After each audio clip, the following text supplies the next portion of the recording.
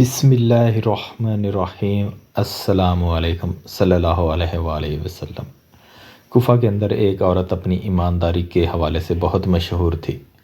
لوگ دور دور سے اپنی امانتیں اس عورت کے پاس رکھوانے کے لیے آیا کرتے تھے۔ ایک دفعہ دو دوست اس بڑھیا کے پاس آئے، اپنی امانت کے طور پر قیمتی جواہرات رکھوانے کے لیے آئے، اور ساتھ ہی ایک شرط عائد کی کہ جب تک ہم دونوں ایک ساتھ اس کو واپس لینے نہ آئیں تب تک آپ یہ امانت واپس نہیں کریں گی۔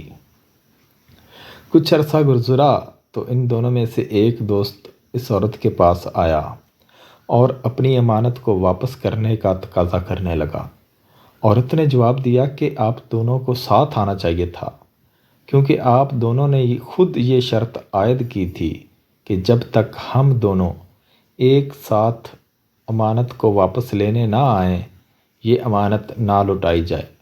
یہ سن کر وہ دوست رونے لگا اور سر پیٹنے لگا اور کہنے لگا، میرا دوست وفات پا چکا ہے، اس لیے مجھے اکیلے کو امانت واپس لینے کے لیے آنا پڑا۔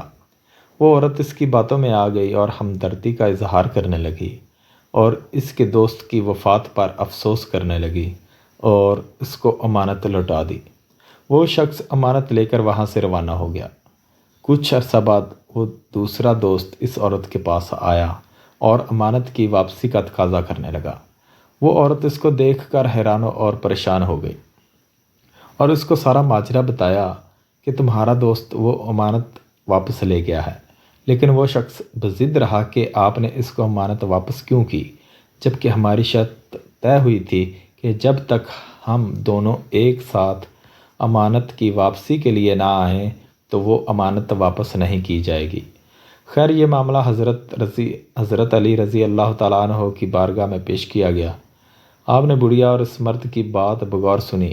آپ کے دربار میں موجود تمام لوگ یہ واقعہ سن کر حیران اور پریشان تھے، اور حضرت علی سے بغض رکھنے والے دل ہی دل میں خوش ہو رہے تھے کہ یہ ایک نازک اور مشکل فیصلہ ہے، آج تو علی اس کا فیصلہ نہیں کر پائیں گے، لیکن حضرت علی رضی اللہ تعالیٰ عنہ نے اس معاملے کا فیصلہ کچھ ہی لمحوں میں کر کے ان سب کے منہ بند کر دیے اور سب کو حیران و پریشان کر دیا۔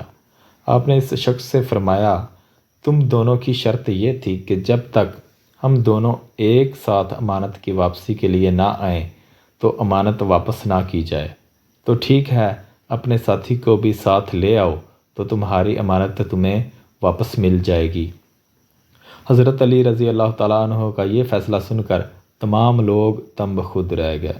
اللہ حافظ۔